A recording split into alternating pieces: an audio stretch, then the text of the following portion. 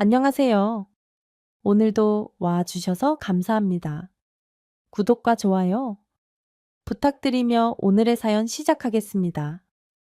저는 소심한 성격의 50세 남자입니다.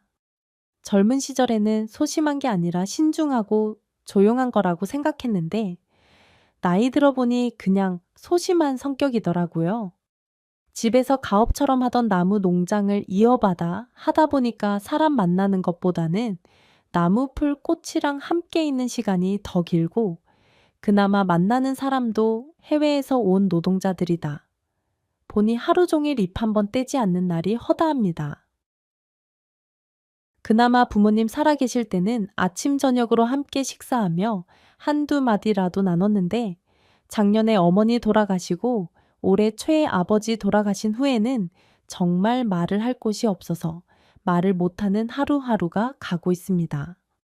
친구라고 해봐야 고등학교 같이 다녔던 동네 친구가 한둘 있는데, 이 친구들이야 회사 다니면서 이 사람 저 사람 많이 만나서 저 말고도 놀 사람이 많고 마누레에 애들이랑 시간을 보내야 하니 저랑은 1년에 한두 번 만날까 말까입니다.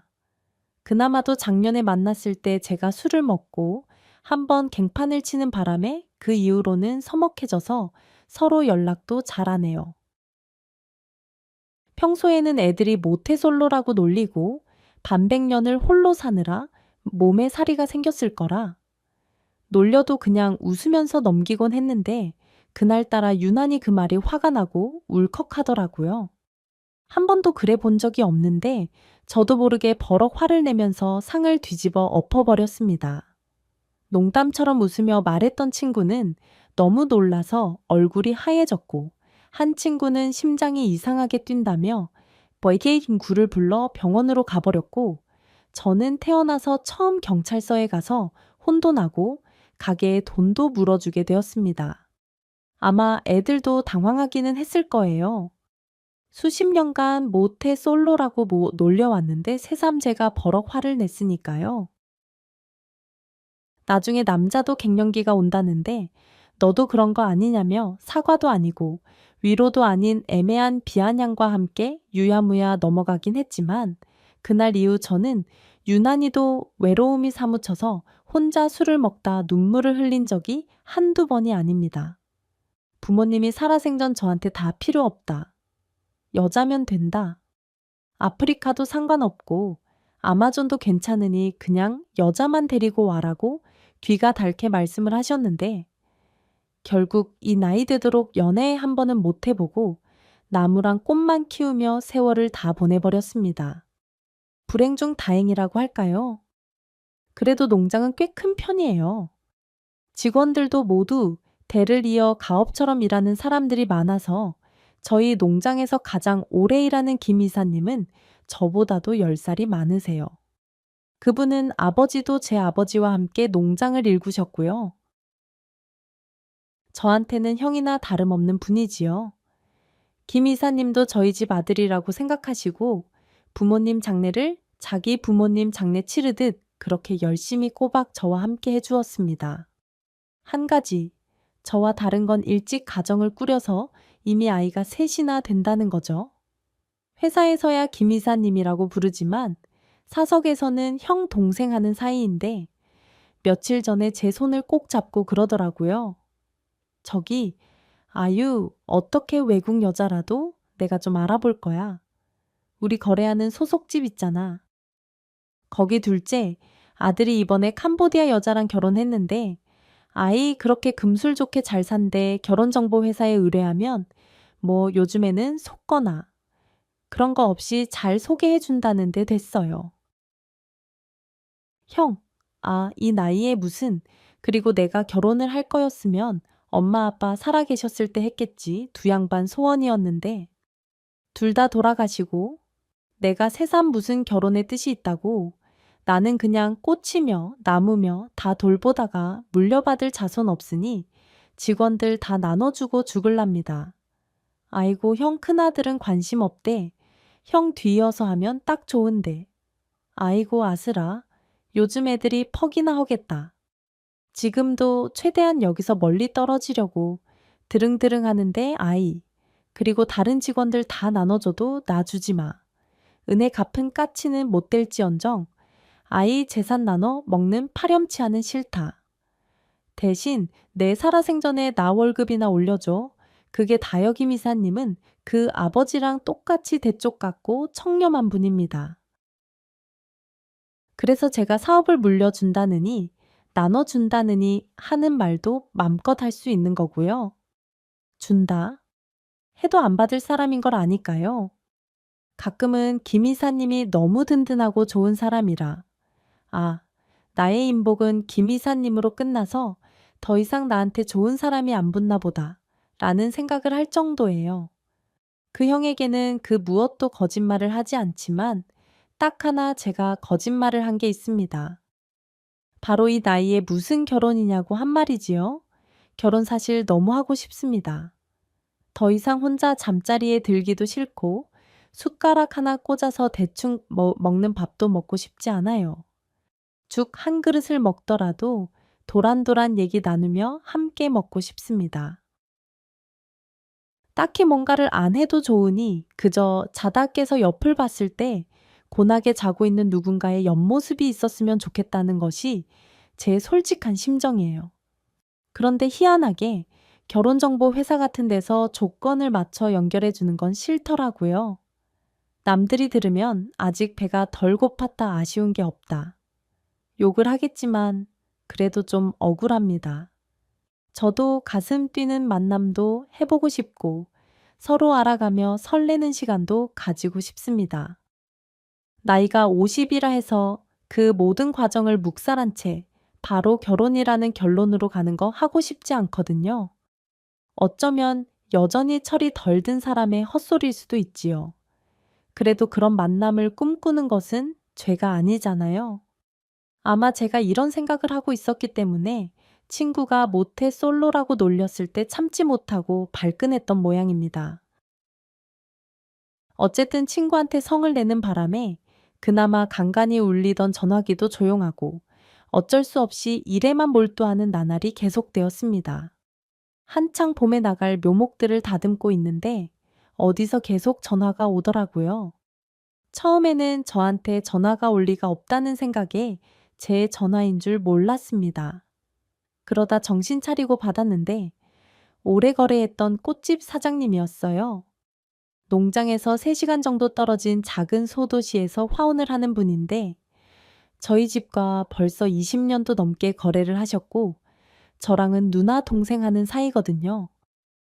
부모님 장례 때도 2번 다 와서 발인까지 다 함께 해준 가족 같은 누나입니다. 안 그래도 얼마 전에 심근경색이 살짝 왔다 갔다는 얘기를 듣고 걱정하던 채 누나가 먼저 전화를 했더라고요. 아이고, 누님 아이, 그래. 건강은 괜찮으시고 걱정되는 놈이 전화 한 통 문자 하나 없냐. 이 무심함이 강 같은 놈아. 에이, 누님에 대한 관심이 강처럼 흐르지. 무심함이 흐르지는 않아. 이래저래 봄, 시작 맞이하느라. 정신이 없었지, 뭐. 그래, 누님네는 이번에 큰 나무 묘목 좀 들이실 거요. 안 그래도 그것 때문에 전화했어. 나 꽃집 내놨다. 뭐, 아니 왜 아이 몸이 그렇게 안 좋아? 누님 그 자리에만 25년 있지 않았어요. 25년 하고도 4개월 얘 우리 큰애가 올해 26이니까. 나 그러고 보니 애랑 같이 키웠다. 이 꽃집 누님의 목소리가 촉촉이 젖어들었습니다. 분명 다 마음 정리가 다 끝났으니 전화를 했을 테지만 그래도 말하다 보니 서운함이 밀려온 거겠죠. 아이, 그럼 거긴 누가 들어와요? 안 그래도 그래서 부탁 겸 겸사겸사 전화한 거야. 내 꽃집 누가 그대로 인수하기로 했어. 며칠 내로 봄나무 묘목들 좀 몇 개 가지고 한번 와줄 수 있어. 이 사람이랑 내가 내려가기는 좀 애매해서. 아유, 그러면 계속 거래는 하는 거고 너만 잘하면 거래야 계속 하겠지. 여기 단골들이 든든해서 아마 크게 바뀌는 건 없을 거야. 그리고 인수받은 아가씨가 아주 야무져 정말 꽃집 아가씨는 예뻐요야. 누나가 그만두고 새로 인수받은 주인은 35세 여자라고 했습니다. 아가씨라고 하는 걸 보니 아직 결혼 전인 사람이 꽃집을 하는 듯 했죠. 원래 꽃을 많이 좋아했대. 우리 집에서 지난 3개월 동안 일하면서 노하우도 좀 배우고 운영도 같이 해봤는데, 어우, 사람이 너무 진국이야. 야무지고 예쁘고 벌써 이 아가씨 보고 단골된 손님도 있다. 누님이 그렇게 사람 칭찬하는 사람이 아닌데, 아이 정말 좋은 사람인가 보네. 다행이네요. 그래도 누님한테 정말 그 가게는 자식인데, 자식이 좋은 사람 손에 가게 돼서, 그러니까 그래서 너한테 부탁하는 거야. 많이 좀 도와달라고 나야 애들 아빠가 흙도 날라주고, 화분 큰 거는 자기가 들어 옮겨주고 했는데, 여기 아가씨는 가만 보니 그래 줄 사람도 없어. 그런데 어찌나 여리여리한지 저 손으로 흙봉투나 들 수 있을까? 그거 하나 걱정이야. 그러니까 네가 한 달에 한두 번은 나무 가져다 주면서 그런 것 좀 챙겨줘. 응, 아이, 뭐, 그거야? 어려운 일 아니지? 알았어요. 그러면 일단 내일 올라갈게. 벚나무, 작은 거 2개랑, 뭐, 그근류 몇 개랑. 아, 이거네 장미가 아주 좋아. 그것도 좀 가지고 갈게요. 그래, 그래. 오면 내가 갈비 사줄게. 너무 급하게 내려갈 생각 말고 점심 먹고 천천히 내려갈 생각하고. 와, 그렇게 누님과 전화를 끊고 저는 부지런히 묘목들을 챙기기 시작했습니다. 그러면서 마음 한편에 아주 조금 누님이 그만두었다는 서운함보다는 앞으로 자주 보게 될 그 꽃집을 인수한 아가씨에 대한 설렘이 깃들더군요. 물론 단순한 호기심이 더 컸습니다. 채통 35 누님이 예쁘다고 침이 마르게 칭찬한 꽃집 여자가 뭐 볼 거 있다고. 흑투성이 50대 농장 남자를 쳐다보겠어요. 아예 올라가지도 못할 나무라서 아무 기대도 없었습니다. 그저 보기만 해도 좋을 것 같다는 단순함이었죠. 다음 날 저는 엄선해서 고른 나무 묘목과 농장에서 시범적으로 재배하는 꽃 몇 종류를 싣고 3시간을 달려 누님이 하던 꽃집에 도착했습니다. 주인이 바뀌었다더니 꽃집은 간판부터 젊은 사람 티가 확 나게 바뀌어 있더라고요. 녹색에 노란색으로 꽃 그리고 식물이라고 써있던 간판은 하얀색에 짙은 초록색 영어로 깔끔하게 바뀌었고 매장 밖에는 다양한 꽃다발이 흐드러지게 진열되어 있었어요. 알록달록한 리본에 묶인 꽃들이 너무 고와서 저도 모르게 한참을 쳐다보고 있었는데 누가 고운 목소리로 절 부르더군요. 세강농장에서 오셨죠? 돌아본 곳에는 천사가 서 있었습니다. 일하면서 저는 한 번도 흰색, 아니 밝은 색을 입어 그 여자분은 발목까지 내려오는 하얀 원피스에 원피스를 다 가리는 앞치마를 하고 있더라고요. 연두색이랑 노란색으로 격자 무늬가 된 앞치마가 꼭 예쁘게 핀 개나리 한 다발 같았습니다. 게다가 허리까지 내려오는 머리를 묶은 자주색 리본이라니 누가 꽃과 나무 하는 사람 아니랄까봐 저는 그 여자를 보고 처음 든 생각이 이거였습니다. 흰 벚꽃 나무 아래 개나리의 아이 그 위를 덮은 자목련. 아유, 어쩌면 사람이 이렇게 꽃나무 같냐. 제가 아무 대답도 못하고 멍하게 서 있더니 그 여자분이 한 번 더 물어보더라고요. 안녕하세요.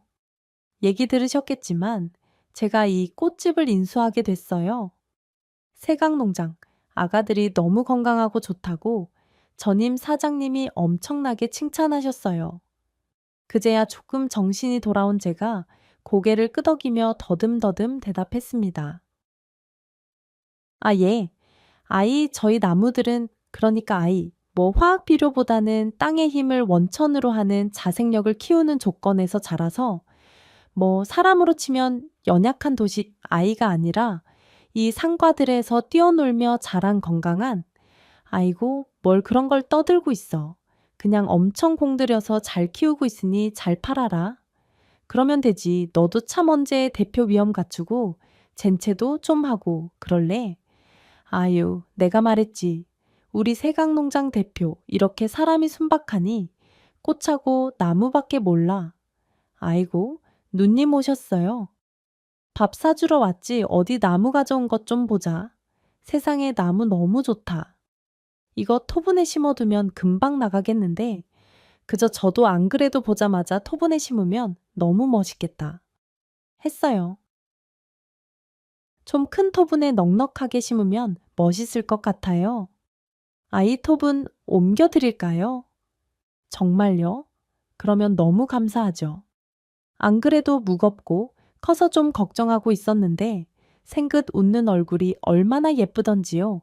하늘에서 내려온 천사를 보는 것 같았습니다. 게다가 하얀 원피스를 입고 있으니 정말로 제가 TV나 책에서 보던 천사를 눈앞에서 보는 것 같았죠. 제 눈빛을 누님은 아마 눈치채신 모양입니다. 저한테 슬그머니 다가오셔서 툭 치면서 그러시더라고요. 둘이서만 밥 먹을래 누나 빠져줄까? 화들짝 놀라서 제가 그랬죠. 큰일 날 말씀하지 마시라고. 저 그런 거 아니라고 말입니다. 그렇게 얼굴이 벌개진 차에 저는 끙끙거리며 화분을 모두 날라주었습니다. 그녀는 참 친절하고 예쁘고 곱더라고요. 참몽, 화분을 날라주면서 제가 뻘뻘 땀을 흘리니까 손수건도 내어주고 차가운 오미자 차도 주고 이렇게 수거해 주셔서 어떡하냐며 자기는 드릴 게 없다면서 안절부절 못하는 모습이 너무 귀여웠어요. 그렇게 누님과 둘이 저녁을 먹고 다시 농장으로 내려오는 게 3시간이 어떻게 지나간지를 모르게 농장에 빨리 도착하는 것처럼 느껴졌습니다. 솔직히 말씀드리면 운전하는 내내 그녀 생각에 정신이 없었거든요. 그러는 한편 제 마음 한쪽에서는 또 다른 자아가 이렇게 말을 했습니다. 야, 네 나이 50이다. 어감 생심 꿈도 꾸지 마라. 네가 알랭드롱처럼 잘생기고 정우성처럼 멋있어도 그 여잔 안 돼. 너랑 나이 차이뿐만 아니라 모든 수준이 언감생심이야. 꿈도 꾸지 마. 꿈도 꾸지 마. 저의 마지막 남은 이성이 그렇게 말을 했지만 감기와 사랑은 숨길 수 없다고 하던가요. 저는 그날부터 끙끙 앓아눕기 시작했습니다. 농사일도 도통 손에 잡히지 않고 나무를 다듬다가도 멀쩡한 가지를 잘라내서 이사님께 한 소리 듣는 게 일상이 돼버렸지요. 오죽하면 이사님이 저한테 그러시더라고요. 아이 묻지도 않고 따지지도 않을 테니 대체 빚을 얼마나 진 거요? 아이 말을 해봐. 내가 갚아줄 수 있는 수준이면 갚아줄 테니까. 아, 혹시 농장 넘어갈 정도는 아닌 거지 빚을 지다니요. 제가 무슨 빚을 져요? 아이 그렇게까지 정신이 홀딱 빠져서 앞뒤 안 가리고 멍 때리는 거면 집을 날려먹을 만큼 큰 빚을 지지 않고서야 아이 그럴 리가 없다는 게 내 생각이요. 농장 사람들도 다 적어 어디서 큰 사고 치고 왔다고. 아이 다들 걱정이요. 그래서 제가 피식 웃으면서 얘기했습니다. 에이, 전 아직도 그렇게 모르세요. 형님, 제가 빚을 지긴 무슨 빚을 져요?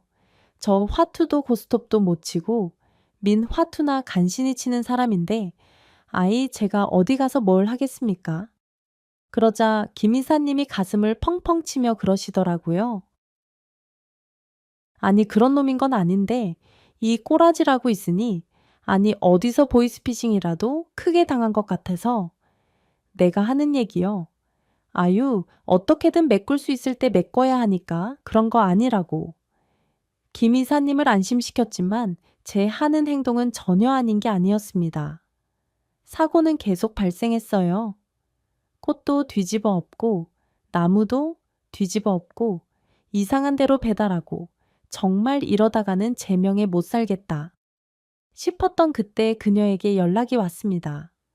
제가 토분에 심어주었던 나무가 너무 인기가 좋아서 혹시 그걸 2배만큼 더 갖다 놓고 싶은데 조금 시간을 넉넉하게 두고 와서 심는 것도 좀 도와주실 수 있냐고요.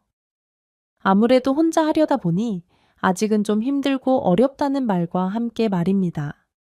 세상에 그 문자를 보는 순간 갑자기 온 세상이 총천연색으로 바뀌더라고요.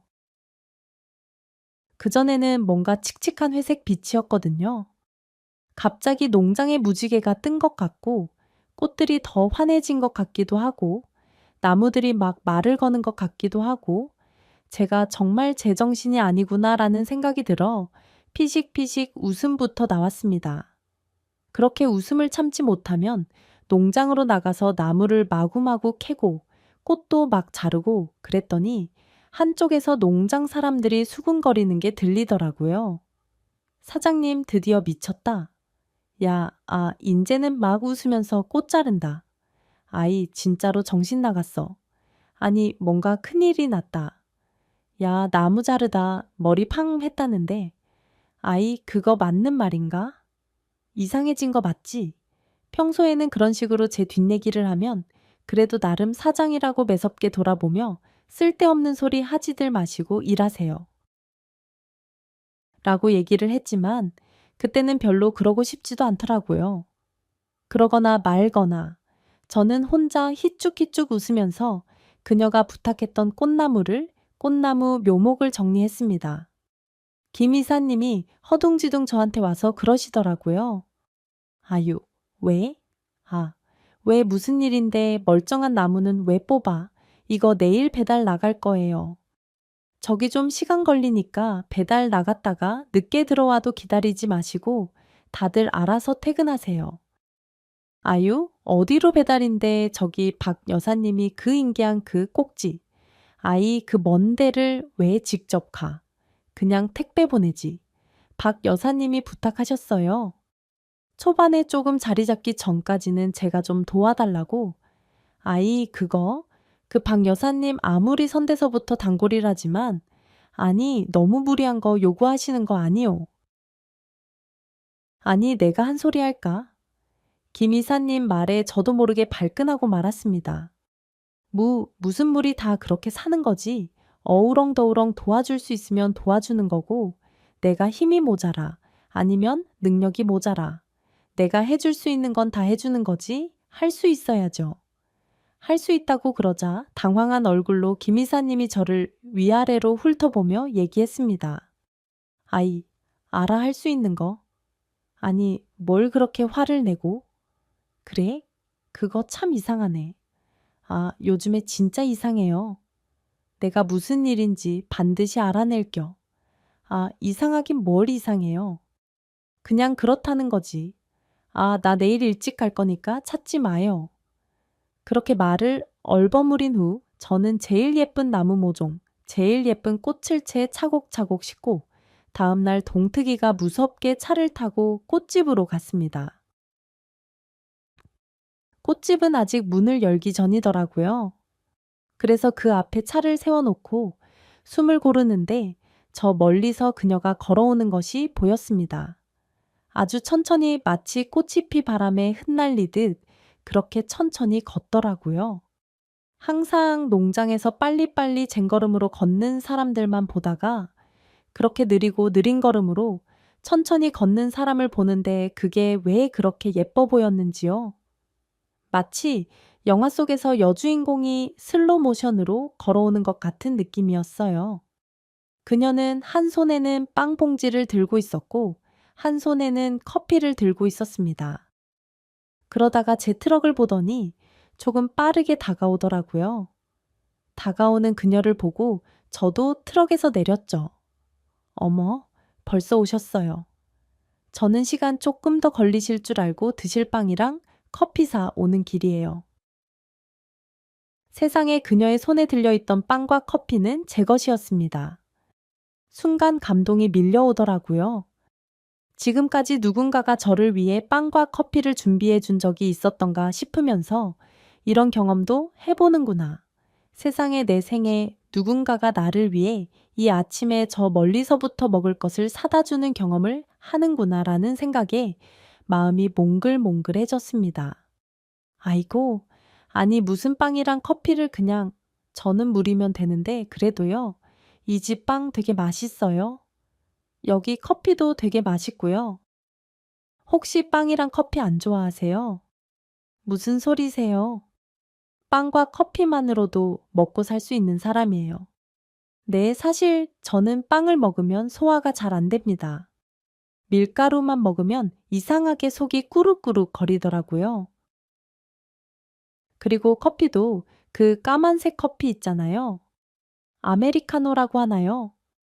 그거는 대체 무슨 맛으로 먹는지 모르겠어요. 그저 설탕 프림 하나씩 딱 들어간 믹스커피. 저는 그게 최고로 맛있습니다. 근데 그녀가 빵과 커피를 사왔다는데 당연히 그 빵과 커피는 저에게 맛있어야 했습니다. 얼른 받아들고 가게 앞에 있는 작은 벤치에 앉아서 먹기 시작했죠. 그런데 정말로 깜짝 놀랐습니다. 아니, 빵이라는 게 이렇게 맛있는 거였나요? 그리고 시커멓기만 한 그 커피가 어쩜 이렇게 달고 맛있나요? 이때까지 내가 먹었던 건 뭔가 다른가 싶은 생각이 들 정도로 그날 먹은 빵과 커피는 너무 맛있었습니다. 더 신기한 건 빵을 먹고도 제가 배가 꾸룩거리지 않았다는 거예요. 이게 참 신기하구나. 사람에 따라서 이렇게 다를 수가 있구나라는 생각을 하며 저는 그때 깨달았습니다. 제가 그녀에게 첫눈에 반했고 그녀를 몹시도 좋아하고 있다는 사실을 말이죠. 하지만 절대 티를 낼 수는 없었습니다. 누가 봐도 저희는 어울리지 않는 커플이고 특히나 저는 그녀를 넘볼 수 없는 입장이라는 걸 스스로 너무 잘 알고 있었거든요. 저렇게 예쁜 여자가 남자친구가 없을 리도 없고요. 그런데 그렇게 마음을 정리하기에는 그녀가 너무 매력적이고 아름다웠습니다. 제가 가져간 꽃나무를 보더니 세상에 눈물을 글썽거리며 좋아하는 겁니다. 그리고 이렇게 말하더라고요. 저는 정말 사장님이 있으셔서 너무 좋아요. 이 동네에서 이렇게 예쁜 꽃나무를 저희 집만 갖다 놓을 수 있는 건 다 사장님 덕분이에요. 사장님 오래오래 저랑 같이 해주셔야 돼요. 순간 저는 그녀가 저에게 청혼한 줄 알았습니다. 오래오래 같이 있어 달라는 그 말이 오래오래 가격 올리지 말고 자기한테 잘 납품해 달라고 하는 말로 들을 수도 있지만 그 당시 저에겐 그렇게 들리지 않았어요. 하늘에서 종이 울리고 천사가 나팔을 불며 저희의 커플 탄생을 축하해 주는 것 같은 착각에 빠졌죠. 저도 모르게 방긋 웃으며 대답했습니다. 아묘, 그렇게 해야죠. 영원히 함께 하겠습니다. 세상에 말을 뱉고 나서도 너무 당황스럽더라고요. 제 입에서 영원히 함께 하겠습니다. 같은 말이 나올 줄 저는 꿈에도 생각 못 했거든요. 저는 진심이었지만 그녀는 제가 농담을 한 걸로 받아들였는지 깔깔깔 웃으면서 그러는 겁니다. 첸동, 사장님 너무 유머러스 하시다. 네, 저의 말실수도 유머로 받아주는 여자 그녀가 바로 제가 첫눈에 반한 여자였습니다. 그렇게 저는 꽃나무를 핑계로 일주일에 한두 번은 꼬박꼬박 그 꽃집을 찾았어요. 그리고 꽃집을 찾을 때마다 어쩐지 그녀가 하지 못해서 미뤄뒀던 것 같은 일들, 예를 들어 큰 화분에 흙을 채우는 일이라든가 한쪽에 쌓여있던 흙과 돌을 옮기는 일이라든가 화분 분갈이를 위해 나무를 뽑아내야 하는 일이라든가 그런 것들을 혼자 알아서 해주곤 했습니다. 오죽하면 동네 사람들이 지나가면서 새로운 알바냐고 물어볼 지경이었죠. 그때마다 사장님은 손사래를 치면서 저희 집에 귀한 아이들 납품해 주시는 사장님인데 너무 친절하시죠? 올 때마다 이렇게 열심히 도와주세요 라고 얘기를 해주곤 했습니다. 전뭐 그렇게 저는 친절한 사장으로 동네 사람들한테도 소문이 났고 어느 날 그 꽃집의 원래 주인이었던 누나가 전화를 다 하더라고요. 나 있을 때는 몇 번 오지도 않던 꽃집. 요즘엔 아주 출근 도장을 찍는다는 소문이 자자하던데 또 무슨 출근 도장식이 나 아이? 그리고 누님이 저기다 잘 도와주라고 했으니까 아이 그래서 내가 그런 거지. 너 솔직히 말해봐. 마음 있지. 아이 무슨 마음은 언감생심이지. 언감생심이다. 즉 마음은 있지만 참는다 뭐 이런 거네. 누님 또 이상한 생각 하지 말아요. 아니야. 내가 느껴지는 게 있어서 그래 뭐가요. 아무래도 그 사장도 넌 더 좋아하는 것 같거든. 저는 누님의 말에 전화기를 떨어뜨릴 정도로 깜짝 놀랐습니다. 아이 좋아한다니. 아이, 그게 무슨 말이에요? 아니, 얼마 전에 꽃집 인수인계 미처 못 해준 게 있어서 얘기를 하러 갔는데 네 얘기가 나왔거든. 그런데 그러는 거야. 자기 평생에 이렇게 좋은 분은 처음 만났다고. 그러면서 어쩜 그렇게 남자분이 센스도 있으시고 친절하고 우직하시고 과함도 없다고. 하여간 내 칭찬을 한참 하더라니까. 그래서 내가 농담 삼아 농담인 반진담 반 해가지고 쓱 물어봤지. 한번 잘 되라고 다리 좀 놔줘 볼까라고 했더니 갑자기 얼굴이 빨개지면서 그러더라고. 좋은 분 있으시겠죠? 라면서 저 같은 게 어떡해요? 라고 말이야. 그래서 내가 무슨 소리냐? 걔 이때까지 일하느라고 연애 한 번 안 해본 애다. 나이 차이만 괜찮으면 정말 둘이 한 번 만나봐라 그랬더니 아무 대답도 않고 그냥 빙그레 웃기만 하는 거야.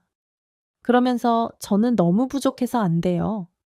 너무 많은 게 부족해서 안 돼요 라고 하는데 야, 그건 거절이 아니라 민망하니까 하는 얘기지. 딱 그거였거든. 그러니까 너 진짜 적극적으로 한번 좀 해봐. 응. 내가 볼 때는 10번 찍으면 넘어갈 나무 같다. 누님의 말을 들으며 저는 처음으로 제 가슴이 쿵당쿵당 심장이 부정맥이 온 것처럼 흔들리는 느낌을 받았습니다. 뭐랄까, 저 담 너머에 너무너무 예쁜 공주가 사는데 담이 너무나 견고하고 높아서 그 누구도 부실 수 없다라는 얘기를 어렸을 때부터 들은 탓에 아예 시도도 안 하다가 어느 날 그 담벼락 아래 저 하나만 드나들 수 있는 아주 작은 문이 있는 걸 발견한 듯한 그런 느낌이었어요.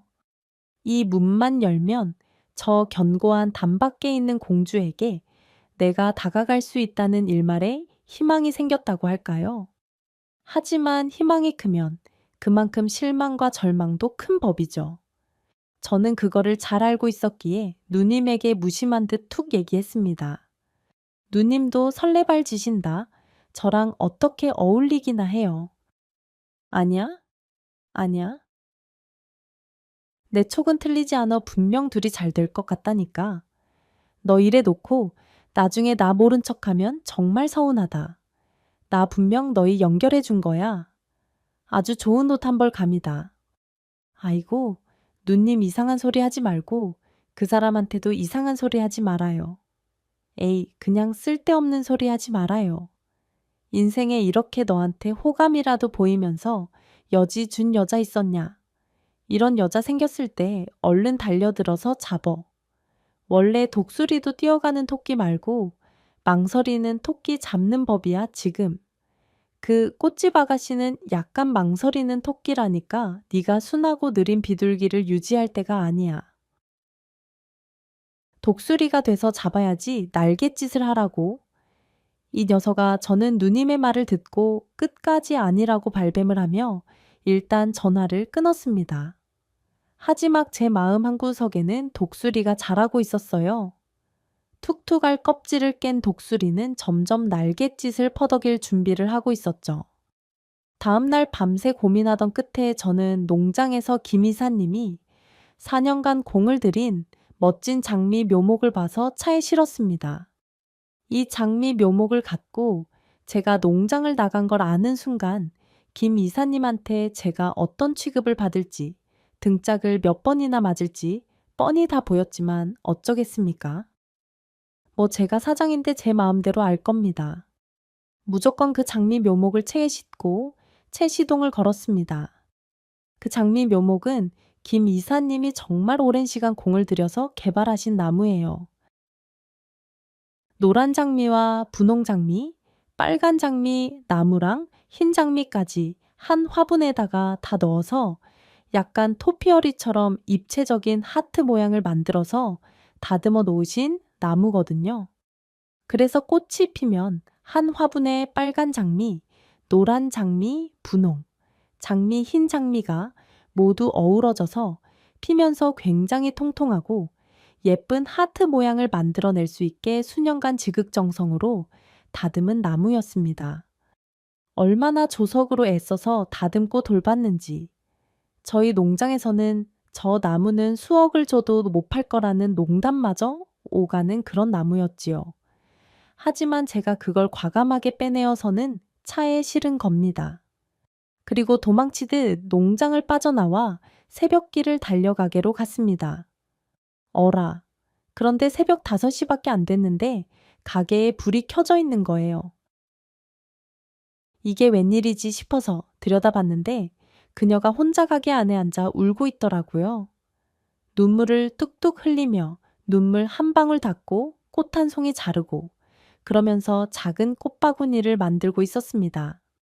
이 시간에 제가 왔다는 것도 이상하지만 이 시간에 저러고 울고 앉아서 꽃바구니를 만들고 있다는 것도 그다지 흔한 일은 아니어서 대체 어떻게 해야 할지 망설이고 있는데 그녀가 고개를 들어 밖을 보더라고요. 그리고는 제 트럭을 보고는 깜짝 놀라서 일어나 나왔습니다. 이 새벽에 웬일이세요? 제가 물었지요. 저는 배달이 있어서 왔지만, 이 새벽에 왜 울면서 꽃다발을 만들고 계시는지 그녀가 잠시 망설이더니 이렇게 얘기하더라고요. 오늘이 저희 부모님 기일이에요. 네, 저희 부모님 4년 전에 교통사고로 한나란시에 돌아가셨거든요. 그래서 부모님 기일이라 부모님 납골묘에 가려고 아침부터 꽃바구니 만들고 있었어요. 엄마가 좋아하셨던 카라로 만들려고 하는데 카라가 너무 연해서 꽃바구니가 잘 안 되네요. 그러고 보니 저는 그녀의 가족 관계를 아무것도 모르고 있더라고요.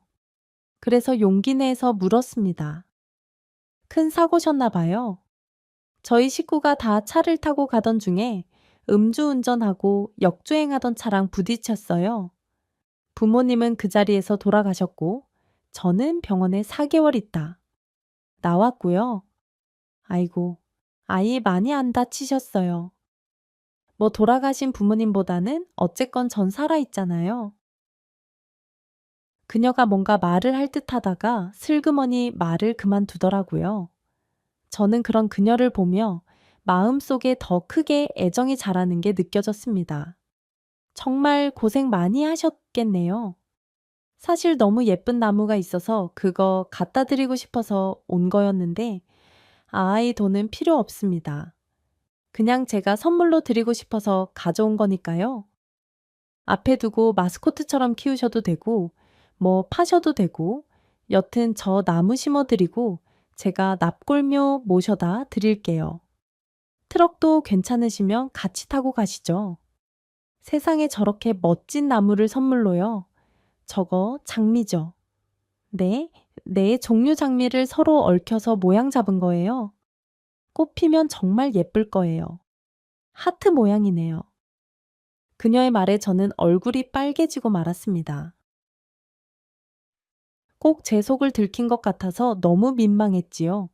어색한 마음에 괜시리 나무만 툭툭 치면서 흠흠 헛기침만 했습니다. 그런 저를 보면서 그녀가 다시 생긋 웃으며 물어보더라고요. 이렇게 신세져도 될까요? 저 정말 납골묘까지 태워다 주실 거예요. 신세는 무슨 죄가 영광이죠? 아니, 그런데 차가 너무 엉망이라 잠깐만요. 흙이라도 좀 치우고 청소 좀 할게요. 괜찮아요. 저도 여기서 만날 만지는 게 흙인데요. 그리고 흙이 어때서요? 우리 같은 사람 먹고 사는 거 다 흙 때문인데 흙 홀대하면 안 되죠. 아니, 어떻게 말 한마디 한마디가 그렇게 예쁠 수가 있는지 우리라는 단어에 심장이 마구 뛰고 흙을 홀대하면 안 된다는 말에 눈물이 왈칵 날 뻔했습니다. 사실 농장을 한다고 하면 대부분 제일 먼저 보이는 반응이 딱 있어서 좋겠다지만 그 다음은 어떻게 맨날 그렇게 흙만 만지고 사냐? 난 그렇게 못 산다 같은 말이거든요. 흙 냄새 난다고 싫어하지. 흙 묻는다고 싫어하지. 아니, 흙이 어때서요? 특히 그녀가 마지막에 했던 흙, 홀대하면 안 된다는 말은 돌아가신 아버지가 늘 하셨던 말이라 더욱 가슴에 와서 맺히더라고요. 그렇게 그녀는 제 차를 타고 부모님 납골묘에 갔고 저는 얼결에 차에 있기가 좀 애매하다는 이유로 그녀 부모님의 납골묘에서 인쇄까지 했습니다. 그리고 그날 그녀가 저한테 그러더라고요. 정말 좋은 분 같다고 같이 있으면 편해진다고 말이죠. 그 순간 어디서 그런 용기가 났는지 저도 모르게 이렇게 얘기하고 말았습니다. 그렇게 좋은 사람 같으면 저랑 한번 만나볼래요? 그러자 그녀가 눈이 동그래지면서 저한테 그러더라고요. 네, 만나자고요. 그 순간 깨달았습니다. 제가 허물을 켜고 있었구나. 남들 말대로 호의를 너무 과장되게 받아들였구나. 이렇게까지 깜짝 놀랄 만큼 내가 못할 소리를 한 건가? 라는 생각이 들어서 얼굴이 벌개지더라고요. 그래서 얼른 손살에 치며 웃으면서 얘기했습니다. 아, 아닙니다. 아닙니다. 아이 못 들은 척 하세요. 농담이 지나쳤습니다. 그리고 도망치듯 가게를 빠져나왔지요. 그렇게 돌아온 농장에는 화가 잔뜩 난 김 이사님이 저를 기다리고 있었습니다. 김 이사님이 그러시더라고요. 그 나무 어쨌냐? 제가 대답이 없자 거의 저희를 칠 듯이 노려보며 다시 한번 물으셨습니다. 아니, 나무 어쨌냐고. 그런데 그 순간 왜 그렇게 서러움이 밀려오던지요. 저는 나름 좋아하는 여자한테 나무를 갖다 줬는데 그 여자한테 보여준 마음은 어쩐지 거절당한 것 같고 나무까지 가져갔다고 구박받는 게 너무 서러워서 버럭 소리를 지르고 말았습니다. 마치 모태 솔로인 걸 놀렸던 친구한테 화를 냈던 그때처럼요. 좋아하는 여자한테 갖다 줬어요. 왜요? 순간 김 이사님을 비롯한 주변 직원들까지 모두 침묵과 정적에 휩싸였습니다. 김 이사님이 저한테 조용히 물어보시더라고요. 아이 좋아하는 여자, 방금 여자라고 했었냐? 아이 지금 네가 여자라고 한 게 맞아. 금방 후회가 몰려왔지만 이미 엎질러진 물이었습니다. 하지만 한번 엎질러진 물을 다시 주워 담을 순 없죠. 할 수 없이 고개를 끄덕였습니다. 그러자 김 이사님이 무슨 로또라도 된 듯 벙벙 뛰며 그러시더라고요. 아니, 네가 지금 분명히 좋아하는 여자라고 했다. 아니, 어떤 여자야? 뭐 하는 여자야? 아이, 혹시 너 그 꽃집 여자냐? 너 그래서 맨날 그 꽃집 가는 거야? 이거 박 여사님한테 뭐 어떻게 감사를 드려야 되냐? 우리 농장 지분이라도 줘야 되냐? 아니, 대체 박 여사님이 어떤 여자를 소개해 준 거요? 눈치 빠른 김 이사님이 그렇게 얘기를 해서 모두의 시선이 저한테 쏠리는 상황을 저는 견딜 수가 없었습니다. 김 이사님을 얼른 붙잡고 슬그머니 구석으로 데리고 갔죠. 그리고 얘기했습니다. 사실은 그 여자가 맞기는 한데 형님, 그 여자가 35이요. 35, 아이 나이가 뭔 상관이야. 그런데 그 여자도 너도 더 좋다냐? 그건 아닌 것 같아. 아니, 안 그래도 오늘 고백 비슷한 걸 했는데 엄청 깜짝 놀라면서 황당하다는 얼굴을 하더라고. 그래서 그냥 사실 도망쳐 왔어. 아이 뭐여. 헛물킨 거요. 응. 그래도 네가 좋아하는 여자가 생겼다는 것 자체가 고무적이다. 아니 뭐 그 이후에 어떻게 될지 모르겠지만 어쨌건 알았다. 들어가서 쉬어. 아이 장미나무만 버렸네. 버렸어잉. 그렇기에 김 이사님은 실망한 듯한 저를 혼내지도 못한 채 돌아가라고 하고 슬그머니 사라지셨어요. 너무 복잡한 마음에 일할 기분도 나지 않아서 고개만 푹 숙이고 멍하게 앉아 있었죠. 그런데 그때 저한테 전화가 오는 겁니다. 박 여사님, 우리의 꽃집 누나였어요. 또 이 누나한테 얼마나 욕을 들어먹을까. 겁이 덜컥 났지만 전화를 안 받으면 그 후원이 더 두려운 분이거든요. 그래서 어쩔 수 없이 시무룩한 목소리로 전화를 받았습니다. 너 왜 그러고 그냥 갔니? 내 아이 저기 너 꽃만 배달해주고 그냥 갔다며 누나. 아니 무슨 얘기 들으신 거예요? 내가 진짜 답답해서 얘 여자들은 가끔 침묵이 대답일 때가 있어 나한테 와서 그러더라. 아니 자기도 호감이 있고 좋아하는데 너무 갑자기 그렇게 말씀을 하셔서 놀래가지고 가만히 있었다고. 그게 거절인 줄 알고 휙 가버리신 것 같다고 자기 어떻게 해야 되냐고 그러더만 진짜요. 아니, 누나 진짜 그랬어요. 암흑이었던 주변 환경이 다시 서서히 컬러를 찾아가는 것 같았습니다. 그런데 누나가 뒤에 이런 얘기를 하시더라고요. 너 그 친구 어머님, 아버님한테 갔다 왔다며? 네. 아니, 납골당 같이 다녀왔어요. 그러면 교통사고 얘기도 다 들어서 알겠네. 아이, 다 들어서 알죠? 너 정말로 괜찮어. 뭐가요? 교통사고 얘기 다 들었다며 정말 괜찮냐고? 저는 대체 누나가 무슨 말을 하는지 알 도리가 없었습니다. 교통사고가 무슨 내가 원해서 생기는 일인가요? 내 잘못도 아닌데 그런 거 가지고 사람 상처 들춰내고 그러면 안 되는 게 맞는 거죠.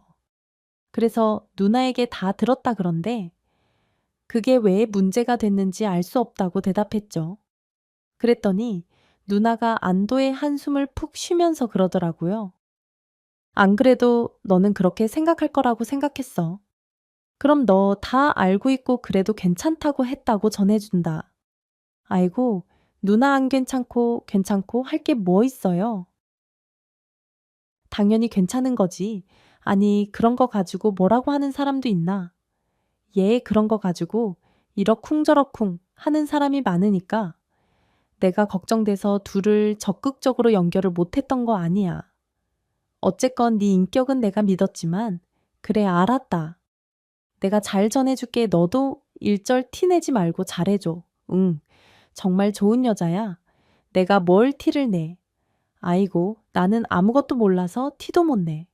그래, 그런 자세 아주 좋다. 아무것도 몰라요.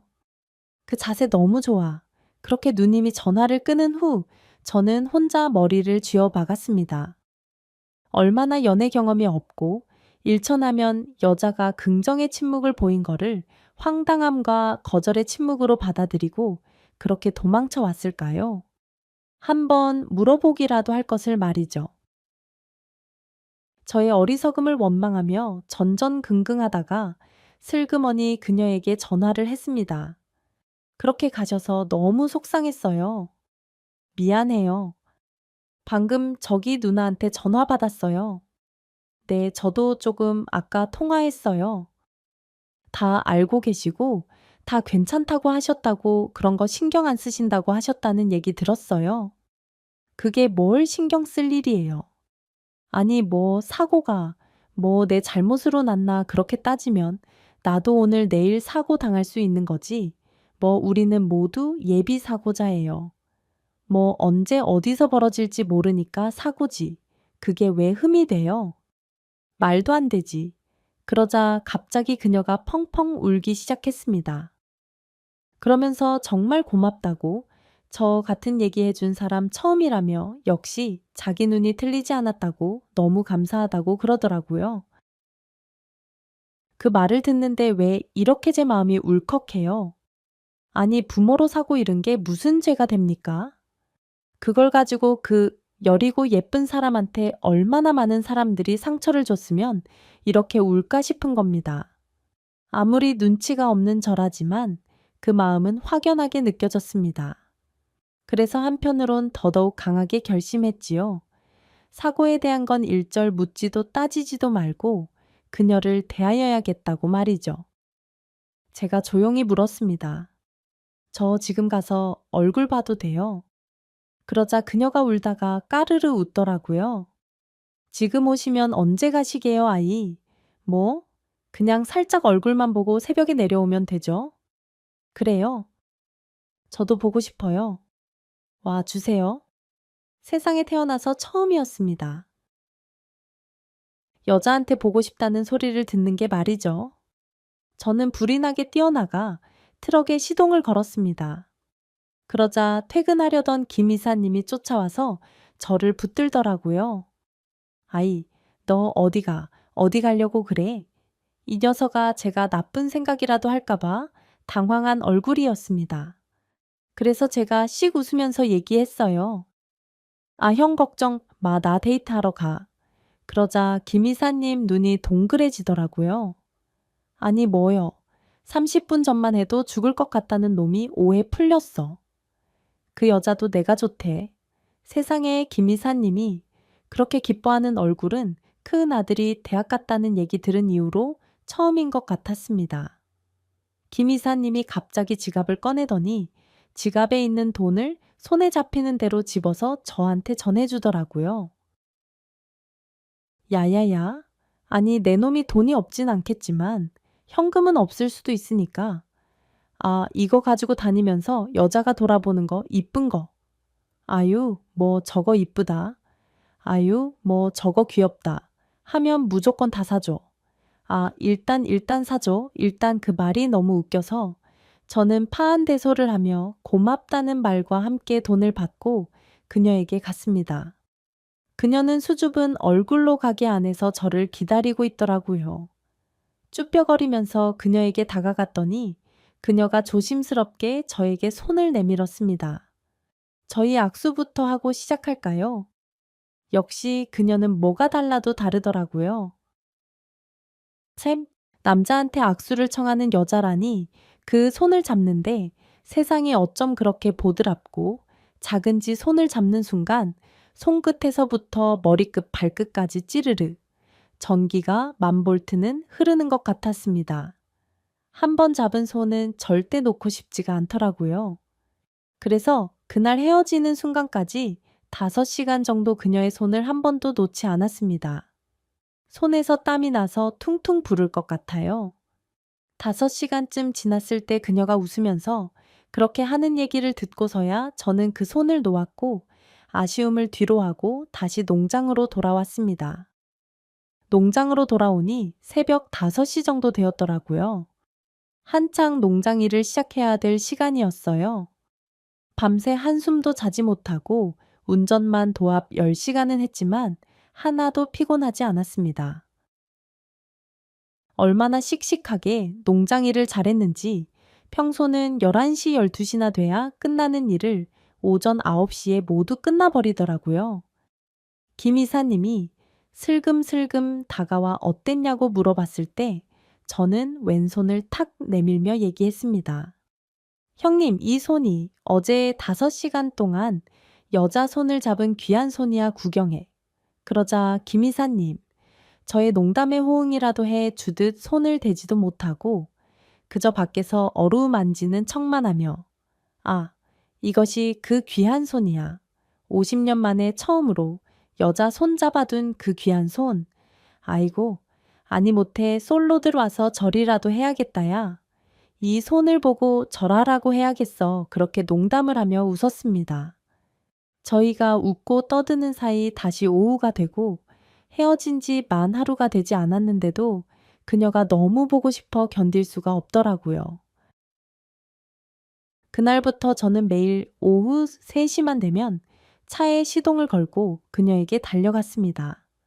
그리고 저녁 6시부터 밤 12시까지 데이트를 하고 다시 3시간을 차를 달려 새벽 서너 시면 농장에 도착하기를 매일 반복했습니다. 2시간에서 3시간 정도 자고 다시 농장이라고 오후가 되면 그녀에게 가고 그런 생활이 끝도 없이 반복되었죠. 그렇게 3달 정도 하고 나니까 마음은 행복한데 몸이 너무너무 피곤하더라고요. 제가 눈에 띄게 피곤해하고 힘들어하니 그녀가 걱정이 되었는지 이렇게 말했습니다. 이제 매일 오지 말아요.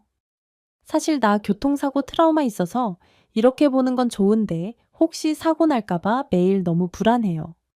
그러니까 오지 마요. 어차피 일주일에 한 번은 꽃이랑 나무 갖다 주러 오니까 우리 그때 봐요. 네, 그 얘기를 듣는 순간 딱 싫더라고요. 지금도 6시간만 보고 달려갈 때마다 아쉬운데 일주일에 한 번이라니 그건 정말 못할 짓이었습니다. 그래서 어디서 용기가 났는지 이렇게 말하고 말았습니다. 난 그거 못하겠고 그냥 우리 같이 삽시다. 네, 같이 살자고요. 동거하자는 거예요. 동거는 무슨 결혼합시다. 시 크게 올리고 싶으면 내가 화려하게 올려줄 거고 그냥 소박하게 하고 당신 원하는 대로 다 해줄게요. 그러니 아니 나랑 결혼해요. 그녀는 울면서 고개를 끄덕이더군요. 저도 그녀도 둘 다 부모님이 안 계시고 인맥도 넓지 않은 터라 딱히 결혼식은 하지 않기로 했습니다. 그냥 농장에서 동네 잔치처럼 날 좋을 때 다 같이 돼지 잡고 소 잡아먹기로 했지요. 그렇게 정말 우리 둘을 축복해주는 사람들 사이에서 소박한 결혼식을 올리고 저는 평생 가볼 일이 있을까 싶은 신혼여행을 떠났습니다. 비행기로 8시간이나 가야 하는 먼 선 나라였지요. 그렇게 난생 처음 여자와 한 침대에 들어가는 시간이 다가올수록 가슴이 두 방망이질을 치더라고요. 저 진짜 모태솔로여서 결혼 전에 형들이 온갖 얘기를 다 해주고 그래도 나이가 이만큼 먹었으니 알 건 안다고 생각했지만 이게 또 실전은 다르잖아요. 잔뜩 긴장을 하고 샤워를 했습니다. 아내는 제가 하고 나서 하겠다며 발갛게 상기된 얼굴로 기다리고 있다가 제가 샤워를 하고 나오자 쑥스러워하면서 화장실로 들어가더라고요. 즉, 시선을 어디에 둬야 할지 몰라서 일단 조명을 낮추고 등을 돌린 채 누워 있었습니다. 이렇게 심장이 뛰다가 혹시 입 밖으로 뛰어나가지는 않을까? 걱정을 하고 있는데 아내가 샤워를 마치고 슬그머니 침대 안으로 들어오더라고요. 세상에 얼른 불을 끄고 아내를 안았습니다. 그런데 다리에 뭔가 이상한 게 느껴졌어요. 아내의 다리가 있어야 할 곳에 단단하고 차가운 막대기가 느껴지더라고요. 이게 뭔가 싶어 어둠 속에서 슬그머니 이불을 들쳤는데 세상에 아내 왼쪽 다리가 무릎 아래에서부터 로봇 다리인 게 아니겠습니까? 제가 너무 놀라 가만히 있자 아내가 그러더라고요. 아, 처음 봤죠. 처음 보면 좀 놀라기는 해요. 아내의 말을 저는 속으로 생각했습니다. 아니, 아이 봐서 놀란 게 아니라 처음 알아서 놀란 건데, 아, 이걸 왜 말을 안 했지? 나 사기당한 건가? 그런데 아무리 제가 눈치가 없어도 아내의 반응은 숨긴 것을 들킨 사람의 반응이 아니었습니다. 어쩐지 느낌에 이 사실을 몰랐다는 것을 아내에게 얘기하면 안 될 것 같았죠. 어두운 데서 보니까 엄청 멋있네. 아니, 뭔가 미래에서 온 사람 같아. 그러자 아내가 눈물을 글썽이며 얘기하더라고요. 고마워요. 꽃집 언니가 당신이 다 알고 있다고 그런데 사고가 무슨 죄냐며 다 괜찮다고 할 때부터 알아봤어요. 내가 정말 고마워요. 아, 이제야 제 뒤통수가 땡 하고 울렸습니다. 처음 아내에게 고백을 하고 도망치듯 농장에 와서 받았던 누나의 전화가 어떤 의미였는지 말입니다. 누나는 제가 아내에게 모든 것을 듣고도 괜찮다고 했다는 걸로 받아들였고 그 얘기를 들은 아내는 제가 누나에게 모든 사실을 듣고도 이해하는 걸로 받아들인 거였죠. 이렇게 된 마당에 누가 뭘 잘 전하고 잘못 전하고가 무슨 소용이겠어요? 전 이미 아내와 한 침대에 있고 이 여자를 사랑하는데요. 그렇게 꿈 같은 첫날 밤을 지내고 다음 날 저는 처음으로 찬찬히 아내의 다리를 바라봤습니다. 무릎 아래로 단단하게 붙어 있던 로봇 다리 위로 아내가 긴 바지를 입고 신발을 신더라고요. 생각해보니 아내는 한 번도 짧은 치마나 바지를 입지 않았습니다. 늘 발목까지 내려오는 긴 치마, 그리고 종아리를 덮는 신발을 신었죠. 게다가 걷는 것도 자연스러워서 저는 조금도 눈치를 채지 못했습니다.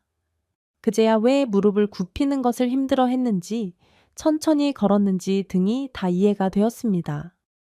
이 더운 나라에 오면서 긴 바지만 가져왔어 나가서 예쁘고 짧은 원피스 사줄게. 그거 입어 다리 날씬하고 예뻐서 잘 어울릴 거야. 아내가 배시시 웃더라고요. 로봇 다리면 어떻습니까? 저렇게 예쁘게 웃는 여자가 내 아내인데요. 로봇 다리를 아내가 가졌으니 저도 이제 더더 멋진 슈퍼맨이 돼야겠지요. 애매모호하게 말해서 저를 결혼에 골인하게 만든 꽃집 누나에게는 정말 멋진 옷 한 벌을 해줄 생각이에요.